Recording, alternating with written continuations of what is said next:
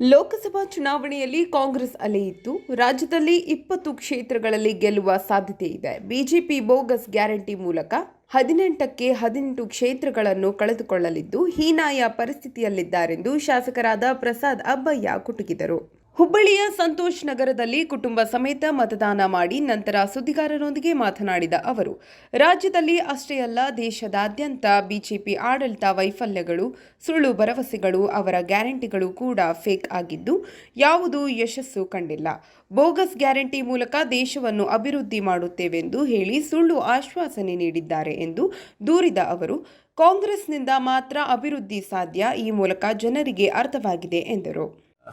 ನಾನು ನನ್ನ ಧರ್ಮಪತ್ನಿ ಜೊತೆಗೆ ನನ್ನ ತಾಯಿ ಜೊತೆಗೆ ಬಂದು ಮತದಾನದ ನಮಗೇನು ಹಕ್ಕಿದೆ ಆ ಹಕ್ಕನ್ನು ಇವತ್ತು ಚಲಾಯಿಸುವಂಥ ಕೆಲಸ ನಾವು ಮಾಡಿದ್ವಿ. ಬಹುಶಃ ನಾನು ಇಲ್ಲಿ ಬಂದಾಗ ಎಲ್ಲ ಕಡೆಯೂ ಭಾಳ ದೊಡ್ಡ ಸಂಖ್ಯೆಯಲ್ಲಿ ಜನರು ಮತದಾನ ಮಾಡ್ತಾ ಇದ್ದಾರೆ. ಬಹುಶಃ ಜನರಲ್ಲಿ ಜಾಗೃತಿ ಮೂಡಿದೆ. ಬಹುಶಃ ಖಂಡಿತವಾಗಿ ಕೂಡ ಎಲ್ಲ ಕಡೆ ಕಾಂಗ್ರೆಸ್ ಅಲೆ ಕಾಣ್ತಾ ಇದೆ. ಇಲ್ಲಿ ನಾವು ರಾಜ್ಯದಲ್ಲಿ ಸುಮಾರು 20 ಸೀಟ್ ಮೇಲೆ ನಾವು ಖಂಡಿತವಾಗಿ ಬರ್ತೀವಿ.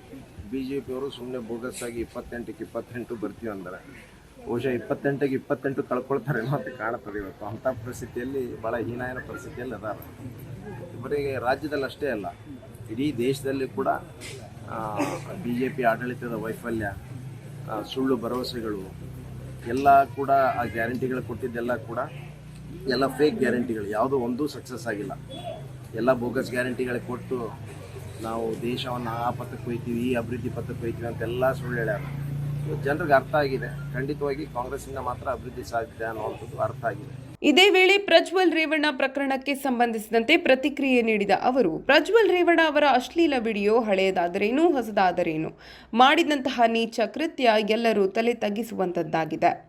ಸಿಎಂ ಹಾಗೂ ಡಿಸಿಎಂ ಹೆಸರುಗಳು ಪ್ರಕರಣದಲ್ಲಿ ತಳಕು ಹಾಕಿಕೊಂಡಿರುವ ವಿಚಾರಕ್ಕೆ ಸಂಬಂಧಿಸಿದಂತೆ ಉತ್ತರಿಸಿದ ಅವರು, ವಿಡಿಯೋಗಳು ಹರಿದಾಡುತ್ತಿದ್ದು ಅದರ ಬಗ್ಗೆ ಮಾತನಾಡಿ ಅವರ ಕೈವಾಡ ಇವರ ಕೈವಾಡ ತಗೊಂಡು ಏನು ಮಾಡೋದು, ಎಲ್ಲವೂ ತನಿಖೆಯಲ್ಲಿ ಹೊರಬರುತ್ತೆ ಎಂದರು. ಎಲ್ಲ ಹಳೆ ವಿಡಿಯೋ ಆದ್ರೇನು ಹೊಸ ವಿಡಿಯೋ ಆದ್ರೇನು ಮಾಡಿದಂಥ ನೀಚ ಕೃತ್ಯ ಎಲ್ಲರೂ ತಲೆ ತಗ್ಗಿಸುವಂಥದ್ದು.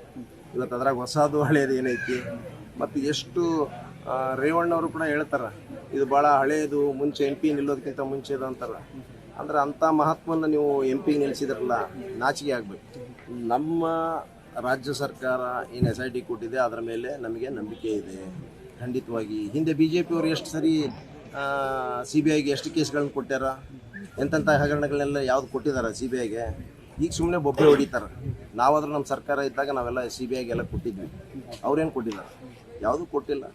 ಸುಮ್ಮನೆ ಯಾವುದಾದ್ರೂ ಕತೆ ಹೇಳೋದು ಅಷ್ಟೇ ಅವರು. ಈ ಸಂದರ್ಭದಲ್ಲಿ ಪಕ್ಷದ ಮುಖಂಡರು ಹಾಗೂ ಬೆಂಬಲಿಗರು ಉಪಸ್ಥಿತರಿದ್ದರು. 9 ಲೈವ್ ನ್ಯೂಸ್ ಹುಬ್ಬಳ್ಳಿ.